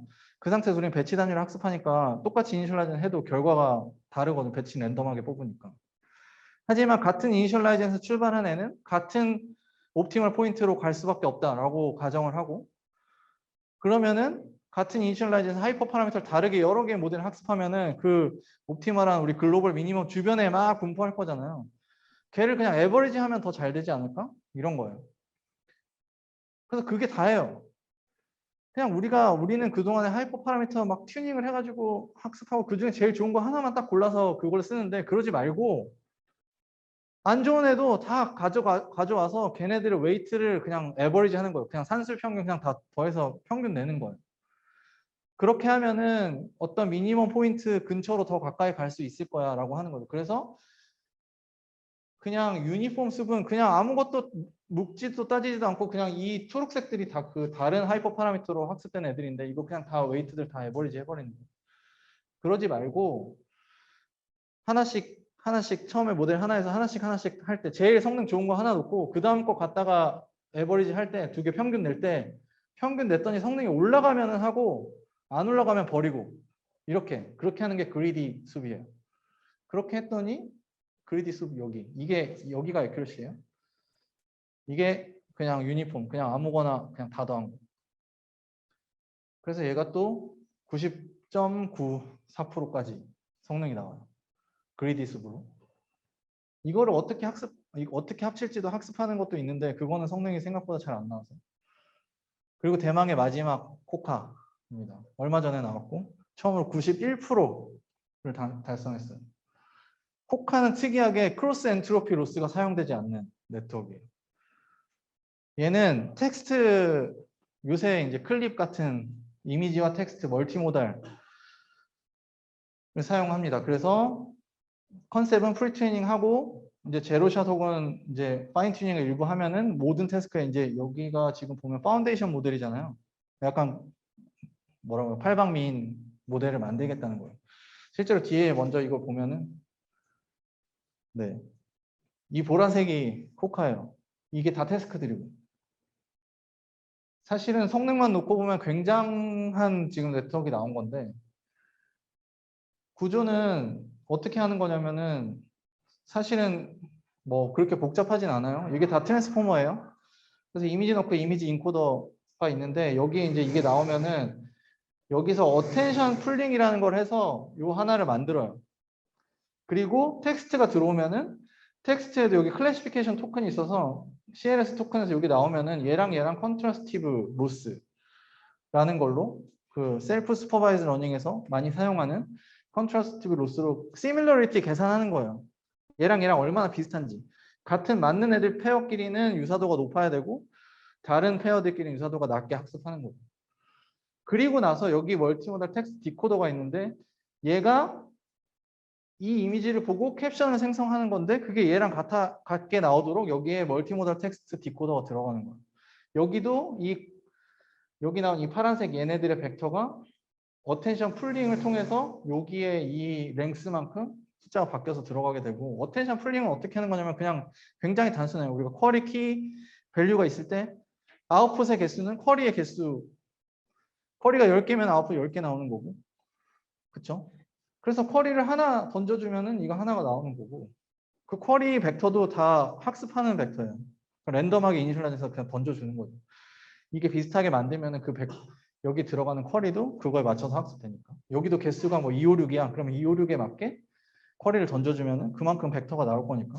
키 밸류는 얘가 가지는 거죠. 키 밸류는 얘가 갖고 쿼리만 던져줘서 어텐션은 그게 지금 여기 쭉 나와 있어요. VIT 인코더를 이미지를 넣고 VIT를 통과시키면 인코더가 나올 건데 거기 어텐션 풀링을 해서 여기는 한 개만 뽑는 거죠. 쿼리를 하나 던지면 그게 지금 저 주황색 컨트라스티브 로스 계산할 놈. 그 다음에 n개 하면은 여기 디코더에 들어갈 개수 n개.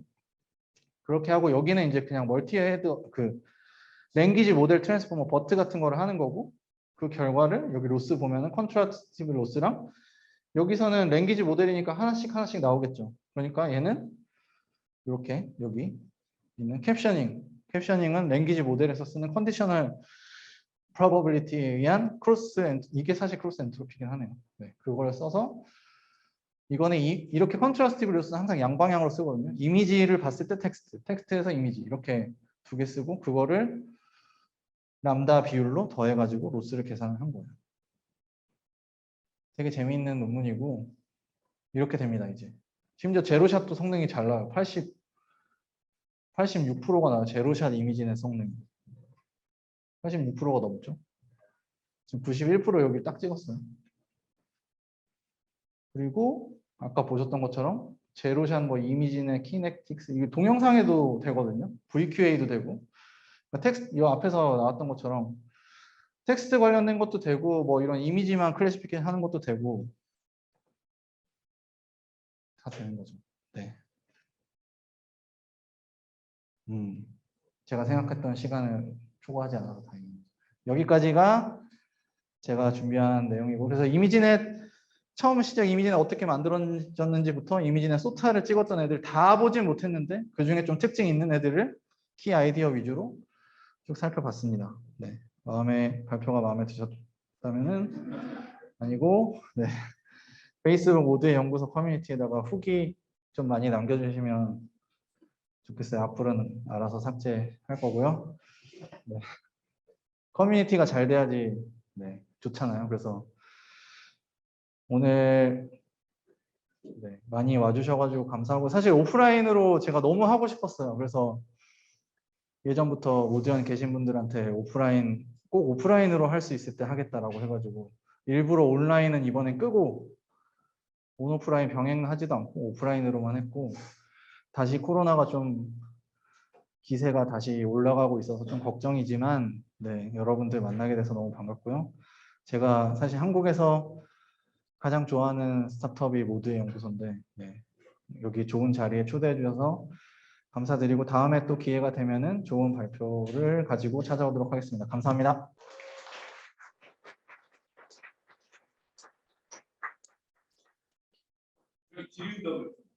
네, 혹시 질문을 제가 답변을 할 수 있을지 모르겠지만. 질문 있으면 질문을 이렇게 해주세요. 네. 최근에 이제 굉장히 큰 스케일의 데이터셋을 먼저 프리트레이닝을 하고 그 다음에 파인튜닝해서 적용을 한다거나 아니면 다른 모달리티를 섞어서 활용하는 방법이 좋은 성능을 많이 보여주는데, 결국 그런 메서드들이 이런 의학 데이터나 실제로 프리트레이닝 데이터셋을 구하기 어려운 경우에는 좀 적용하기 어렵다고 생각합니다. 그래서 관련된 연구 동향에도 관심이 있으신지, 아니면 혹시 뭐 알고 계신 그런 좋은 논문이 있는지 여쭤보고 싶습니다. 사실은 사람들이 꿈꾸는 거는 제가 생각할 때 그런 뭐 의학이라든지 이런 쪽까지도 다 커버할 수 있는 모델을 만드는 게 아닐까 싶어요. 그래서 그 과정에서 당연히 부족한 부분이 있을 거고, 그래서 뭐 사실 답은 없죠. 그래서 저도 관심은 충분히 많이 있고, 오히려 연구를 하는 사람 입장에서는 굉장히 좋아요. 왜냐면 이런 빅모델은 우리는 못 하잖아요. 그러니까 그 연구하는 사람들이 지금 되게 허무하게 생각하는 사람들도 많거든요. 이렇게 모델을 크게 만들어야지 성능이 잘 나오면은 그럼 난 뭘 해야 되나? 이런 생각을 하는데, 그런 질문을 제가 이제 이런 구글이나 이런 페이스북 같은데 유명하신 분들이 유튜브 같은데 올라오는 동영상을 제가 한 번씩 보는데, 그런 데에서 그런 질문들이 많이 나와요. 도대체 학교에서 뭘 해야 되나요? 이런 거. 좀 다른 답변일 수도 있는데. 그러면 뭐 이런 얘기들을 하시더라고요. 이 모델이 스케일업 하면은 성능이 좋아지는 거는 무조건인데, 예를 들어서 이게 스케일업 하는 그거라면은, 그러면 여기는 못 간다면 여기서라도 점을 몇 개 찍어봐라. 그게 이거보다 더 가파르게 올라갈 수 있으면은 스케일업 하면 성능이 올라가는 건 무조건 팩트니까 그런 연구를 해라. 뭐 이런 식으로 얘기하더라고요. 뭐 이렇게 가다가 이렇게 꺾일 수도 있는데 뭐 그거는 모르지만 어쨌든 그래서 그 도메인에서, 그러니까 원래 그렇잖아요. 도메인 난리지가 딥러닝 엔드투엔드니까 필요 없어라고 하지만 사실 필요하거든요. 그걸 활용하는 방법밖에 없을 것 같아요.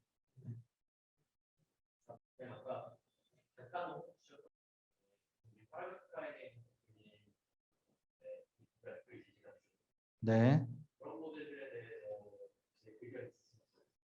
저는 굉장히 좋은 생각이라고 생각하고요. 사실 저 Reparameterized VGG 그 논문도 제가 되게 좋아하는데, 사실 제가 그 매그비라고 하는 중국 회사 논문들 되게 좋아해요. 저랑 생각이 되게 비슷하거든요. 그러니까 사실 인퍼런스 때 스피드를 올리는 거를 목적으로 하거나 뭔가 이피션트하게 하는 걸 목적으로 할 때는, 트레이닝 할 때는 좀 복잡하게 하더라도 그거를 인퍼런스 타임에 그런 거 보면은 막 3x3도 하고 1x1도 하고 뭐 이렇게 여러 개 한 다음에 인퍼런스 타임에 그걸 다 3x3으로 바꿔버리거든요. 주변을 다 0으로 채워가지고. 그런 테크닉들이 저는 굉장히 효율적으로 하는데 도움이 된다고 생각해요. 사실 저는 원래 이피션트한 모델을 만드는 쪽에 되게 관심이 많아요. 그래서 사실 그동안에 제가 뭐 예전에 모드콘 같은 데서 발표한 것도 다 그런 쪽으로 발표를 했고 지금도 그런 쪽에 되게 관심이 많은데 그래서 사실은 그리고 지금 굉장히 뭐 우리나라만 해도 큰 우리나라의 빅테크 기업들에서는 그런 모델 경량화라든지 이피션시 쪽에 사람을 많이 뽑고 있어요. 왜냐하면 더 큰 스케일을 만들려면은 작은 거를 효과적으로 만들 수 있어야 되거든요. 효율적으로 만들어야지 더 키울 수 있잖아요. 지금은 그냥 약간 뭐 무지성으로 키우고 있다면은. 그래서 저는 그런 연구들이 결국에는 이 빅모델이랑 다 연결되는 연구라고 생각하고 있어요. 제가 지금 네, 네. 진호님은 최근에 어떤 연구를 하고 계십니까? 저는 원래 하는 일은 AI 반도체를 만드는 일을 하고 거기에서 어떤 네트워크를 잘 돌릴 거냐 이런 걸 많이 연구를 하거든요. 그런데 사실 그래서 모바일넷 같은 거 나왔을 때 제가 예전에 그런 얘기 많이 모바일넷이 굉장히 뎁스와이즈 세포로 컨버전 해서 연산을 줄인 건 맞지만 그게 속도를 보장해주지 못하거든요. 뎁스와이즈 컨버전이 GPU 포함해서 뭐 다른 AI 그런 엑셀러레이터에 굉장히 안 좋은 연산이거든요. 근데 컨셉추얼리는 아까 지금 제가 어텐션 얘기했던 것처럼 사실 글로 가는 게 맞기는 해요. 근데 그 연산이나 속도만 봤을 때 연산량을 10배 줄여도 속도가 뭐 한 2배 빨라지고 이 정도밖에 안 될 거예요. 그러니까 그래서 근데 저는 이제 트랜스포머를 열심히 보고 있어요. 트랜스포머도 지금 GPU나 이런 거에 굉장히 프렌들리하지 않아요, 사실. 그냥 사람들이 뭐 하드웨어를 생각하고 모델을 만들지 않기 때문에 그거를 어떻게 지금 뭐 연구들도 많이 되고 있는데 자연스러운 흐름으로 그걸 어떻게 좀 더 효율적인 또 속도도 빠르고 성능도 잘 나오는 그런 트랜스포머 모델을 만들 거냐 이런 거를 좀 많이 고민하고 있습니다. 그리고 그 마지막으로 진호님 박수를 또 보내드리겠습니다. 네, 감사합니다.